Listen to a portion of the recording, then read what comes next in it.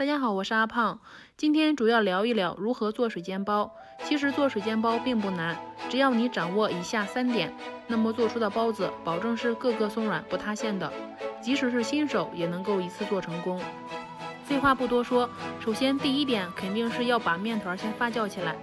面团揉光滑之后，上面抹上食用油，这样做主要是为了防止面团发酵起来粘连在保鲜膜上面。放在一边，发酵体积2倍大。准备自己喜欢吃的馅料，馅料搅好后，向里面多加一点生抽，少许老抽，再多加一点蚝油和白胡椒粉，以及小磨香油、食用盐。先加入1勺清水，搅拌均匀，顺着一个方向。再加入1勺清水，如果有提前准备花椒水，加进去是最好的。顺着一个方向把水全部融进去，大概需要10分钟左右。再加入自己喜欢吃的蔬菜，我这里用到的是葱花和圆白菜，剁成末。剁好之后加进来，搅拌均匀就可以了。面团体积2倍大，撕开有丰富的蜂窝眼，说明发酵起来了。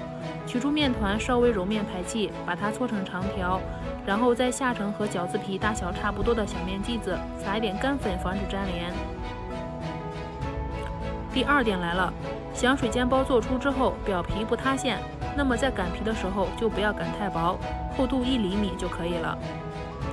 如果擀得太薄的话，那么在水煎的过程中，酵母就有可能被烫死，即使想松软也很难了。所以第2点要注意一下，皮不要擀太薄。全部做好后，先别急着做，再盖上笼布，让它2次发酵会儿，这也是很关键的一步。2次发酵好一定要看状态，拿起来手感比刚做好时候要轻飘飘的，触摸的时候是软绵绵的，说明就可以了。现在向清水里面加入小麦面粉，这一步主要是使水煎包底部糊化，吃起来口感更酥脆，调成比牛奶稀点的状态就行了。起初我们一定要开小火，然后锅里面多刷一点油，再把2次发酵好的包子放里面，盖上盖子，开着小火慢慢煎，一直煎到底部金黄。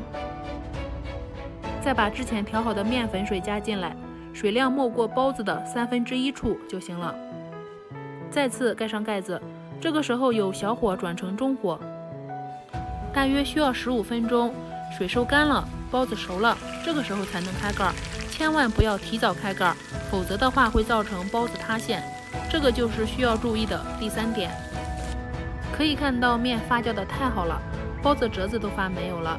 只要注意以上3点，保证做的包子个个洁白松软，表皮不塌陷，底部又是金黄酥脆的，非常好吃。喜欢吃水煎包的可以试试哦，毕竟自己做的更加的干净卫生，吃起来也放心。喜欢就先收藏起来吧，谢谢您的观看。